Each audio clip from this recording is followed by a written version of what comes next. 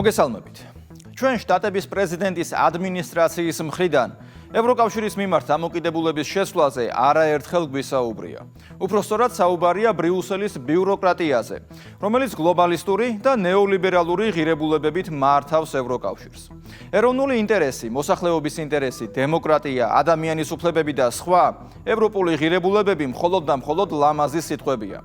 ამის უკან კი იმალება პოლიტიკური მმართველობის რეჟიმი, რომელიც არ ერიდება არც არჩევნებში ჩარევას, არც ეროვნულ ინტერესებზე ორიენტირებული პოლიტიკური ძალების დევნას და არც ცენზურას.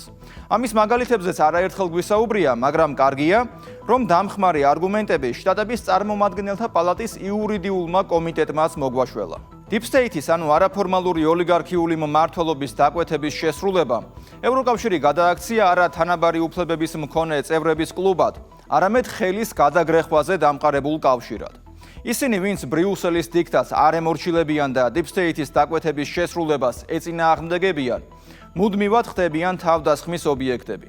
თუმცა ისიც უნდა ითქვას, რომ ასეთი ქვეყნების რაოდენობა ნელა, მაგრამ მატულობს. დღეს ევროკავშირში ევროსკეპტიკოსების ტრიო გვაქვს ვიქტორ ორბანის, რობერტ ფიცოსა და ანდრეი ბაბიშის სახით.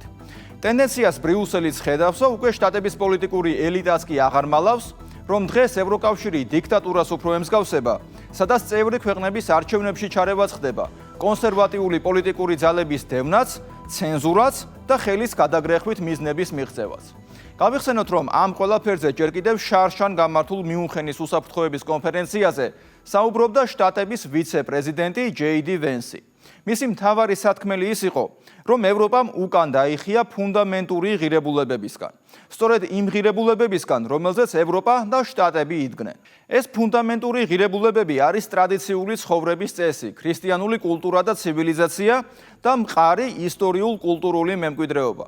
დღეს ევროკრატებმა ამ ყველაფერს ზურგი შეაქციეს და LGBT ცხოვრების წესი და ევროპელი მოსახლეობის ჩანაცვლების გზა აირჩიეს. ევროპის იმ სახით განადგურება, როგორადაც ის საუკუნეების განმავლობაში ჩამოყალიბდა, არის Deep State-ის, ანუ არაფორმალური ოლიგარქიული მმართველობის მიზანი. ევროკავშირში სიტყვის თავისუფლებასთან ბრძოლის კლასიკური მაგალითია ის ზეწოლა, რომელსაც ევროკომისია სოციალურ ქსელებზე ახდენს.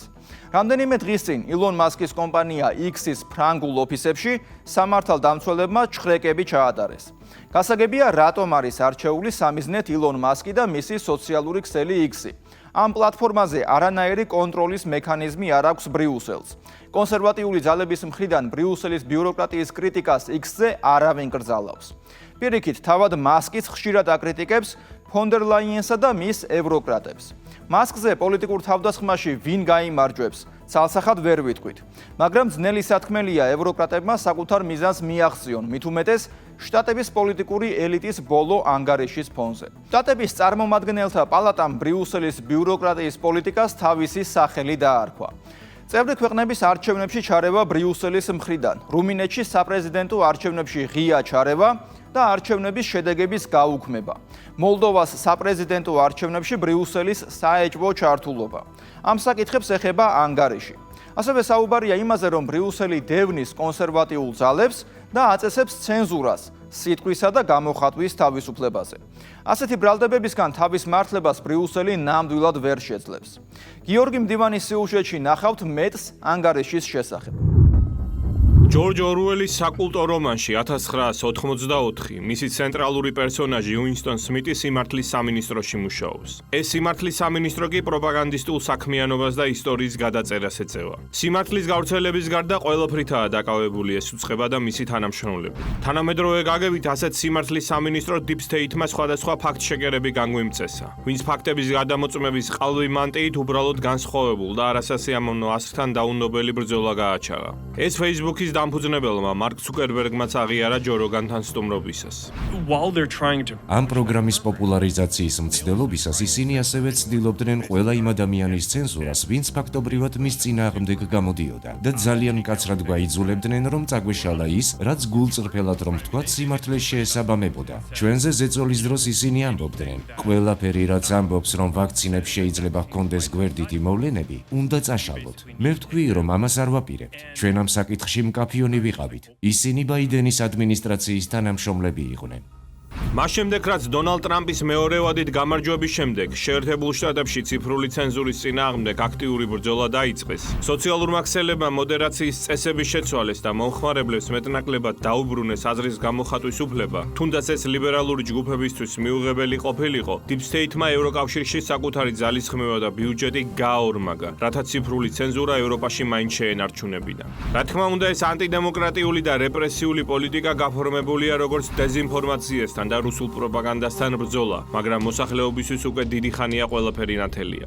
სიტყვის თავისუფლებასთან ევროკავშირის გაცხადებული ბრძოლის ახალი რაუნდი მას შემდეგ დაიწყო, რაც პარიზის პროკურატურამ სოციალურ ქსელ X-ის ფრანგულ ოფისში ჩხრეკა ჩაატარა. როგორც ირკვევა, ჩხრეკა 2025 წლის იანვარში დაწყებულ გამოძიებას ეხება. პარიზის პროკურატურაში განაცხადეს, რომ სოციალურ ქსელ X-ის მფლობელი ილონ მასკი და გენერალური დირექტორი ლინდა იაკარინო აპრილში გამოკითხვაზე არიან დაბარებულნი. ეს არის პოლიტიკური თავდასხმა. ასე გამოიხმაურა ილონ მასკი საფრანგეთში X-ის ოფისებში პარიზის პროკურატურის კიბერდანაშაულის დანაყოფის და ევროპოლის ერთობლივ რეიდებს. შეგახსენებთ, რომ სულ ცოტა ხნის წინ ციფრული ცენზურის და სიტყვის თავისუფლების შახშობის მიზეზით 5 ევროპელ მაღალჩინოსანს შეერთებულ შტატებში შესვლაზე უარი ეთქვა და ამერიკულმა მხარემ ისინი დაასანქცირა. მათ შორის იყო ყოფილი ევროკომისარი ტიერი ბრეტონი და დეზინფორმაციის გავრცელების წინააღმდეგ ეგრეთ წოდებული მებრძოლი 4 ევროჩინოვნიკი. ტრამპის ადმინისტრაცია ევრომარიონეტებს ამერიკული პლატფორმების იზოლებით ცენზურაში, დემონეტიზაციაში და მათთვის მიუღებელი მოსაზრებების დაბლოკვაში ადანაშაულებს. ტიერი ბრეტონმა გერმანიის საპარლამენტო არჩევნების წინ ირიბად აღიარა რუმინეთის არჩევნებში ჩარევა და არასასურველი შედეგის შემთხვევაში ანალოგიური ქმედება გერმანიაშიც დააანონსა. Je suis certain მე დარწმუნებული ვარ, რომ ჩვენ ყველა საჭირო ზომას მივიღებთ კანონის აღსრულების უზრუნველსაყოფად. წინააღმდეგ შემთხვევაში იქნება ჯარიმები და ისინი მაინც თუ გააგრძელებენ კანონით გათვალისწინებულ აკრძალვას გამოვიყენებთ. ჩვენ ეს გავაკეთეთ რუმინეთში და თუ საჭირო იქნება გერმანიაშიც იგივეს ვიზამთ. Deep State-ის მიერ მართული ევროკავშირის მიერ ანტიდემოკრატიული პოლიტიკის უკეთ გასაგებად რამდენიმე წლით უკან უნდა გადავინაცვლოთ. ევროკავშირში სიტყვის თავისუფლების წინააღმდეგ 2022 წელს დაიწყეს აქტიური ნაბიჯების გადადგმა. მაშინ ერთიანებამ ციფრული სერვისების აქტი DSA მიიღო, რომელიც მისწევ ქვეყნებში სოციალური ქსელების და ინტერნეტ პლატფორმების ტოტალურ რეგულირებას და კონტროლს ისახავდა მიზნად. ეს მკაცრი რეგულაცია ძალაში 2024 წლის თებერვალში შევიდა. ამ ყველაფერში კი აქტიურ როლს თამაშობდა ტიერი ბრეტონი, რომელიც მაშინ ევროკომისარის თანამდებობას იკავებდა შიდა ბაზრის საკითხებში. თითქოს ევროპაში სიტყვის თავისუფლება წყლის ან ელექტროენერგიის მიწოდებას გავდეს. ეს არის თურმე სერვისი და არა პოლიტიკური უფლება. არსებითად კანონი მიიღეს როგორც საშუალება, რომლის მეშვეობითაც ევროკომისია ადგენს, რა შეიძლება ითქვას ან არა ონლაინ. მას უნდა ეწოდოს ციფრული სიტყვის შესახებ კანონი ან ციფრული სიტყვის მეთვალყურეობის შესახებ კანონი, როგორც ეს ახლა გახდა. ახლა მსხვილ ტექნოლოგიურ კომპანიებს ევალებათ, რომ ნებისმიერი ტექსტი ან კონტენტი, რომელიც გამოქვეყნებულია როგორც სიძულვილის ენა ან დეზინფორმაცია, მომენტალურად წაშალონ. თუ ამას არ გააკეთებენ, შეიძლება დაჯარიმდნენ. დანიშნულმა ევრობიუროკრატებმა, ვინც ხალხს არ აურჩევია, გადაწყვიტეს სიტყვის თავისუფლება ჩარჩოში მოექციათ და განისაზღვრათ თუ ვის რისი თქმის უფლება ჰქონდა პოლიტიკური კონიუნქტურის მიხედვით. ციფრული სერვისების აქტი სხვა არაფერია თუ არა სიტყვის პოლიცია. ამ აქტით გაწერილ უზარმაზარ ჯარიმებს თუ გადავხედავთ, ნათელი გახდება თუ რას ემსახურება ეს კანონი. დეზინფორმაციასთან თუ სიტყვის თავისუფლებასთან ბრძოლას. იმ შემთხვევაში თუ სოციალური ქსელები და ონლაინ პლატფორმები ევრორეგულაციას არ დაემორჩილებიან და ევრომარიონეტებისთვის არასასურველ კონტენტს არ წაშლიან, მაშინ ევროკომისია უფლებას იტოვებს კომპანია წინა წლის ბრუნვის 6%-მდე თანხით დააჯარიმოს და ევროკავშირის ტერიტორიაზე მუშაობა აუგრძალოს. ახლა ეს ნიშნავს, რომ ყველა ამ პლატფორმამ უნდა დაიცვას ეს ინსტრუმენტები. ეს ნიშნავს, რომ არჩევნების დროს, არჩევნებამდე და მის შემდეგ მათ უნდა აკონტროლონ თუ რას ამბობენ ადამიანები და პოლიტიკოსები, რას აზიარებენ ან რა თემის წინ წაწევას უწყობენ ხელს. ევროკომისიისთვის არასწორია არჩევნებში ჩარევა. ისინი სხვადასხვა პლატფორმას აკისრებენ ამ პროცედურებს, მაგრამ დებატებისა და გამჭვირვალობის გარეშე. ეს არის სწორედ ის ორუელისეული სიმართლის პოლიცია, რაზეც სიუჟეტის დასაწყისში ვსაუბრობდით. ევროკავშირი ნარატივის კონტროლს ცდილობს და საკუთარი რეპრესიული კანონმდებლობით გლობალურ ცენზურას აწესებს. აქ საუბარი არაა დეზინფორმაციაზე ან თუნდაც სიძულვილის ენაზე. ციფრული სერვისების აქტით ლიბერალური იდეოლოგიისთვის უპირატესობის მინიჭება ხდება და ანტილიბერალური, კონსერვატიული აზრების არაკანონიერად გამოცხადება. ამ უსამართლო კანონის გამოყენებით ქრისტიანების უფლებები შეიზღუდება უმცირესობების სასარგებლოდ. პატრიოტების გამოხატვის უფლება დაიბლოკება ლიბერალების სასარგებლოდ.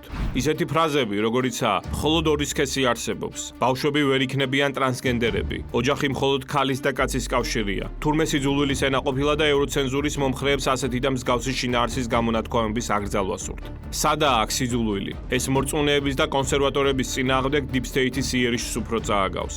ამის კარგი მაგალითია პაივი რასანენი, ფინეთის ყოფილი შინაგან საქმეთა მინისტრი და ქრისტიან-დემოკრატიული პარტიის ლიდერი. 2019 წელს მან Twitter-ზე ქრისტიანული შინაარსის პოსტი გამოაქვეყნა, სადაც ტრადიციულ ქორწინებაზე საკუთარ მოსაზრებას აფიქსირებდა. 2021 წელს მას ლუთერან ეპისკოპოსთან ერთად სიძულვილის გაღვივებაში დასდეს ბრალი. ორი გამამართლებელი განაჩენის მიუხედავად, ფინელმა ქრისტიანმა პოლიტიკოსმა სასამართლო გარჩევებში უკვე მე-7 წელი უნდა გაატაროს. მსგავსი შემთხვევების რაოდენობა სამომავლოდ კიდევ უფრო მოიმატებს, თუ ევროცენზურას ხალხი მასიურად არ დაუპირისპირდა. შეერთებული შტატების წარმომადგენელთა პალატის იურიდიულმა კომიტეტმა შუალედური ანგარიში გამოაქვეყნა სახელწოდებით უცხოური ცენზურის საფრთხე ნაწილი მეორე. ევროპის 10 წლიანი კამპანია გლობალური ინტერნეტის ცენზურისთვის და როგორ აზიანებს იგი გამოხატვის თავისუფლებას შეერთებულ შტატებში. ანგარიში ვკითხულობთ. სულ მცირე 2020 წლიდან გამართულ აზზე მეტ დახურულ შეხვედრაზე ევროკომისია ზეწოლას ახდენდა პლატფორმებზე, რათა მათ შეეცვალათ გლობალურად მოქმედი კონტენტის მოდერაციის წესები კონტენტის უფრო აგრესიული ცენზურის სასარგებლოდ, რაც პირდაპირ ლახავს ამერიკელების ონლაინ სიტყვის თავისუფლებას შეერთებულ შტატებში. ამის შემდეგ კი ამერიკელების მხრიდან ევროკავშირის მიმართ უსერიოზულესი ბრალდება გაისმა, რაც სხვადასხვა ევროპული ქვეყნების არჩევნებში ჩარევას გულისხმობს და რაზე ჩვენ არაერთი სიუჟეტი გაგვიკეთებია. როგორც ირკვევა, არჩევნებში ჩარევა ევროკომისიისთვის ჩვეული პრაქტიკაა. 2023 წლიდან მოყოლებული ევროპის 6 ქვეყანაში გამართული სულ მცირე 8 არჩევნების წინ ევროკომისია ხვდებოდა სოციალური მედიის პლატფორმების წარმომადგენლებს, რათა მათზე ზეწოლა მოეხდინა პოლიტიკური განცხადებების ცენზურის მიზნით კენჭისყრამდე რამდენიმე დღით ადრე. ამის შესახებ აქამდე ცნობილი იყო. ტელეგრამის დამფუძნებელმა პაველ დუროვმა 2025 წლის სექტემბერში აღიარა, რომ ფრანგულმა სპეცსამსახურებმა მას მოლდოვის საპრეზიდენტო არჩევნების წინ რამდენიმე ტელეგრამ არხის წაშლა მოთხოვეს. დუროვის სიტყვებით ტელეგრამმა ის არხები წაშალა, რომლებიც მესენჯერის წესებს არ ღვევდნენ, მაგრამ ამის შემდეგ ახალი დირექტივა მიიღეს, თუ რა არხები უნდა წაეშალათ კიდევ. თუმცა ეს არხები ტელეგრამის წესებს არ არღვევდნენ, უბრალოდ იმ მოსაზრებებს აჟღერებდნენ, რაც საფრანგეთის და მოლდოვის ხელისუფლებას არ აწყობდა. 2024 წლის აგვისტოში პაველ დუროვი ფრანგმა სამართალდამცავებმა დააპატიმრეს. ამის მიზეზი ის იყო, რომ დუროვი საკუთარი მესენჯერის ტელეგრამის დაშიფვრის კოდებზე სხვადასხვა ქვეყნის მთავრობებს ცნომას არ აძლევდა. ანუ მომხმარებლების უსაფრთხოებას და კონფიდენციალურობას მაქსიმალურად იცავდა. ფრანგებმა დუროვს 12 სხვადასხვა მუხლით წაუყენეს ბრალი, თუმცა 5 მილიონი ევროს გადახდის შემდეგ ის გაათავისუფლეს. თავიდან მეგონა, რომ რაღაც შეცდომა იყო, არასწორი პიროვნება დააკავეს. წამიკითხეს ბრალდებების მთელი სია. მე არაფერი მაქვს საერთო იმ კრიმინალთან, როგორიცა ორგანიზებული დანაშაული, ნარკოტიკებით ვაჭრობა და ასე შემდეგ. სენატმა კანონ პროექტი მიიღო, რომელიც კრძალავდა დაშიფრვას და იძულებდა მესენჯერების ყველა აპლიკაციის პროვაიდერს დაენერგათ ეგრეთ წოდებული უკანა კარი საფრანგეთის სამართალდამცავი ორგანოებისთვის დანაშაულთან საბრძოლველად. საბედნიეროდ საფრანგეთმა ეს კანონ პროექტი არ დაამტკიცა. მათ კვლავ სურთ იგივე გააკეთონ, მაგრამ ახლა ევროკავშირის დონეზე. მარტივიანით რომ აუხსნათ მაყურებელს Deep State-ის მიერ მართულ ევროკავშირის და მის დანიშნულ მარიონეტებს სურთ, რომ ნებისმიერი მომხმარებლის კონფიდენციალურ მიმოწერაზე ჰქონდეთ სრული ცდომა და სოციალური ქსელების სრულ დაქვემდებარებას ითხოვენ. მაგრამ დუროვმა სიმტკიცე გამოიჩინა და ფრანგი ჩინოვნიკები იმედგაცრუებულები დატოვა. შეერთებული შტატების წარმომადგენელთა პალატის იურიდიული კომიტეტისადმი წარდგენილი არასაჯარო დოკუმენტები აჩვენებენ, რომ ევროკომისიამ წარმატებით განახორციელა ზეწოლა სოციალურ პლატფორმებზე, რათა მოეხდინათ უტყუარი ინფორმაციის ცენზურა შეერთებულ შტატებში. ევროკომისიის სამიზნეს ცენზურის მიზნით წარმოადგენს ამერიკის შეერთებული შტატების პოლიტიკური კონტენტი. ევროკომისია არაპროპორციულად უმიზნებს კონსერვატიულ კონტენტს და ერევა არჩევნებში მთელი ევროპის მასშტაბით.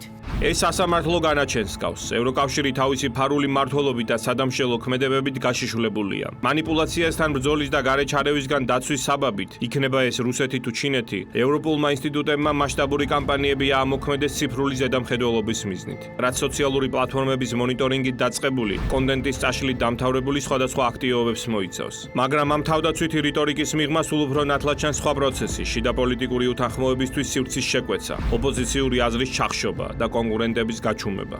მაგრამ ევროპული ცენზურა კონტენტის წაშლის მცდელობებით არ მთავრდება და ხშირ შემთხვევაში იმ ევროპელების დაპატიმრებამდე მიდის, ვინც სისტემისთვის არასასურველ კომენტარებს აკეთებს ინტერნეტში. მსოფლიო ჩემპიონი ინტერნეტ სივრცეში გაკეთებული კომენტარების გამო დაპატიმრების შემთხვევებით დიდი ბრიტანეთია, სადაც 2023 წელს 12000 ადამიანზე მეტი დააპატიმრეს. მეორე ადგილზე ბელარუსია, ხოლო მესამეზე გერმანია. ევროკავშირის ევრომარიონეტებს მსგავსი რეპრესიული პოლიტიკით შიშის ექსპლუატაცია სურთ მთელი კონტინენტის მასშტაბით. ეს კი ტოტალიტარული სისტემების დამახასიათებელი ელემენტია. ევროკავშირი წარმავალი იდეოლოგიის, ანუ ლიბერალიზმის გადარჩენას ცდილობს საკანონმდებლო აქტებით და ვერ ხვდება, რომ ეს წაგებული თამაშია, რადგანაც ხალხმა სხვა არჩევანი გააკეთა. ამას სხვადასხვა საბაბით აკეთებს, მაგრამ მიზანი პოლიტიკურ პროცესზე ზეგავლენის მოხდენა და Deep State-ის მარიონეტი ბრიუსელის მმართველი ელიტის გადარჩენაა. ევროკავშირის და იქამდე კოლონიალური ევროპის ისტორიაში ძნელად თუ მოიძებნება ისეთი დროება, როდესაც სიტყვის თავისუფლებაზე ხდებოდა ასეთი აგრესიული შეტევა. ეს მხოლოდ ერთი რაღაცის მანიშნებელია. ევრობიუროკრატია აქამდე არნახული მეთოდებით ცდილობს ძალაუფლებას ჩაიბღაოჯოს, მაგრამ ვერანაირი ციფრული ცენზურა ვეღარ გააჩერებს დაღმავალი ტრაექტორიით მიმავალი ევროკავშირის მომავალს. ჩვენ შეგვიძლია ვივარაუდოთ, რომ ბრიუსელის ბიუროკრატიასთან შტატების ხელისუფლებამ ფრონტი გახსნა. დაიწყო ისეთი საკითხების კრიტიკა, რომელზეც ღიად არ საუბრობდნენ. რამდენად გამოიღებს შედეგს ეს ფრონტი, ამას დრო აჩვენებს, მაგრამ დღევანდელი მოცემულობის მიხედვით, ბრიუსელის ბიუროკრატია Deep State-ის, ანუ არაფორმალური ოლიგარქიული მმართველობის დაკვეთების შესრულებაზე უარს აშკარად არ ამბობს. მე იოანე შაიშმელაშვილი ვარ. კვირაში 4 ჯერ 21 საათსა და 15 წუთზე. უყურეთ ევროკრატიას.